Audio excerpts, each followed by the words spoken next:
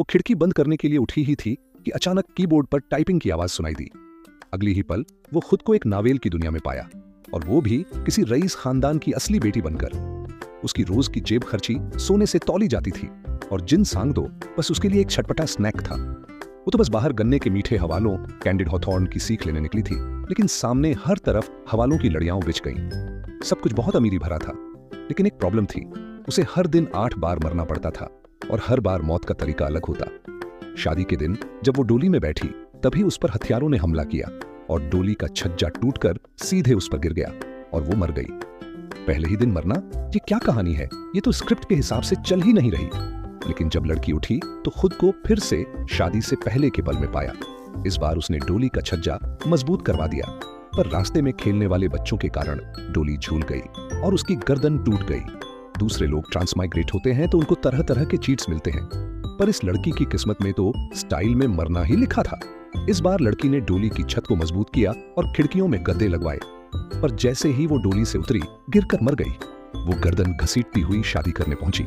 इस बार 2 बाधाओं को पार किया। घर पहुंची, डोली के डंडों पर कपड़ा लपेटा गया था, पर जैसे ही वो आंगन में पहुंची, एक जलता हुआ अंगीठी सीधा उसके चेहरे पर आ गिरा। अगली बार उसने आग से तो बचाव कर लिया, लेकिन छत की पट्टियां गिर पड़ी और मर गई। उसके बाद उसने पट्टियों से बचा लिया, तो एक दासी के हाथ में लगे फूलों से एलर्जी हो गई, झाग छोड़ते हुए मर गई। अब उसने आग, पट्टियां, एलर्जी सबसे बचाव कर लिया, पर एक छत की ईंट गिरी और एक नौकरानी ने धक्का दे दिया, टकराकर फिर मर गई। फिर आखिरकार जब वो सुरक्षित मेन हॉल में पहुंची, फल की प्लेट गिर गई और फिसलकर फिर मर गई। इस बार उसने एक छाता लेकर एंट्री मारी, फल की प्लेट से बची, हॉल में पहुंच गई, लेकिन जैसे ही वाइन पी, जहर मिला था और फिर मौत। असल में वो लड़की एक छोटी सी टीवी एक्ट्रेस थी, जो गलती से नावेल की दुनिया में आ गई थी।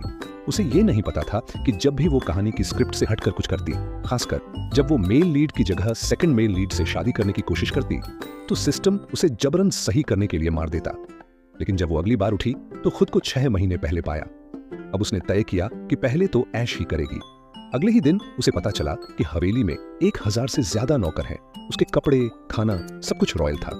उसे खुद पर यकीन नहीं हो रहा था, जैसे कोई लॉटरी लग गई हो। उसी दिन एक दासी ने उसे फूलों की प्रदर्शनी के लिए निमंत्रण दिया, सम्राट की तरफ से। लड़की को पता था कि वहां मेल लीड से मुलाकात होगी। उसने सीधा मना कर दिया, लेकिन अगली सुबह 2 दासियां उसे सजाने आ गईं और कुछ बलशाली आदमी उसे उठाकर बगीचे में ले गए। मेल लीड से बचने के लिए लड़की ने उस ज्याओ मेई की याद की, जो उसे पसंद नहीं करती थी। उसने जानबूझकर ज्याओ मेई को चिढ़ाया और उसे छू भी लिया, लेकिन ज्याओ मेई ने उसे इग्नोर कर दिया।